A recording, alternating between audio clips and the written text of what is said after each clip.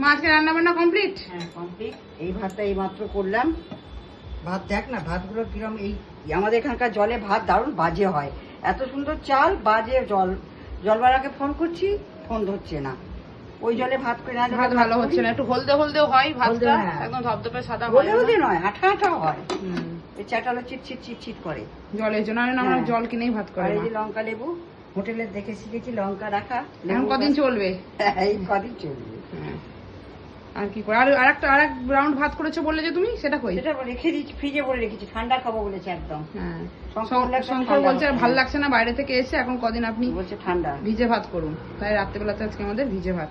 ওটা সকালে মা অফিস যাওয়ার সময় যে ভাতটা করেছিল সেটা, তাই তো? ফ্রিজে রেখেছি, ঠান্ডা হয়ে যাবে, হ্যাঁ। ঠান্ডা ভাতটা খাবে। আর কি আছে? এটা হচ্ছে কলমি শাক, কালকে অনেক নিয়ে এসেছিল, 5 আঁটি। ওটাকে কালকে কিছুটা করেছিল, আবার আজকে কিছুটা করেছি। আর এই পটল ভাজা আর নাতির আলু সেদ্ধ। রীতের করেছো নাকি আলু সেদ্ধটা? হ্যাঁ। আর এই যে মুসুর ডাল পেঁয়াজ দিয়ে, ডাল অল্প করেছি কারণ এখন বাড়ির খাবার মা যাই করছে তাই দারুণ লাগছে, সব ওটাই যাচ্ছে। যাওয়ার আগে পটল ঢ্যাঁড়স নিয়ে মাকে অভিযোগ করছিলাম, এখন ওই পটল ঢ্যাঁড়সই মনে হচ্ছে যেন অমৃত। ওখানে গিয়ে বাইরের খাবার, হ্যাঁ বাইরের খাবার খেয়ে আর ভালো লাগছে না। আর কি করেছো দেখো? আর এই যে মাছের মাথা দিয়ে লাউ, দারুণ করেছো তো। ধনেপাতা দিয়েছো? ধনেপাতা দিয়েছি না আমার আগে, ভালো আর করেছো। ঘি গরম মশলা আর ভালো না লাগছে না, না। ভালো লাগছে না।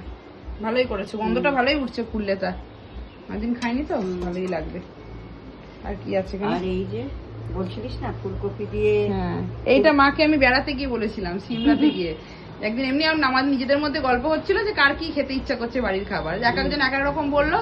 তা আমি তখন মাকে বলেছিলাম যে মা আমার বাড়িতে যে করো পাতলা করে কপি দিয়ে আলু দিয়ে মাছের ঝোল, এটা খুব খেতে ইচ্ছা করছে।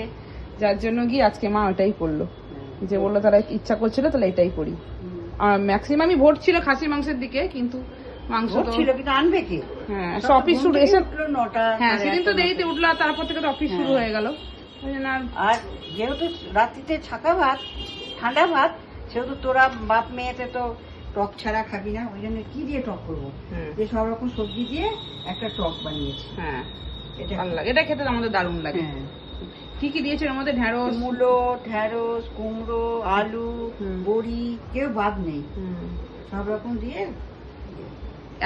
আমরা এমন টক ভালোবাসি বললে বিশ্বাস করবে না। এই টকটা এখন আমাদের আজকাল 2 দিন হয়ে যাবে, তারপর যদি কিছুটা বেঁচে থাকে, হ্যাঁ বাবা খাবে না আমি খাবো, বাবার ইচ্ছা থাকে যে বাবা খাবে, আমার ইচ্ছা থাকে আমি খাবো, নি মা ওই একটু দুজনকে একটু একটু করে ভাগ করে দেবে। মানে এতটাই লোভনীয়, লোকে শুনলে অবাক হবে যে মাছ মাংস ছেড়ে দিয়ে আমাদের এই টকটাই বেশি ফেভারিট। তো বাবা এটা নিলে মাছটা খাবি না, বলবে যে এইটা দিয়ে দাও।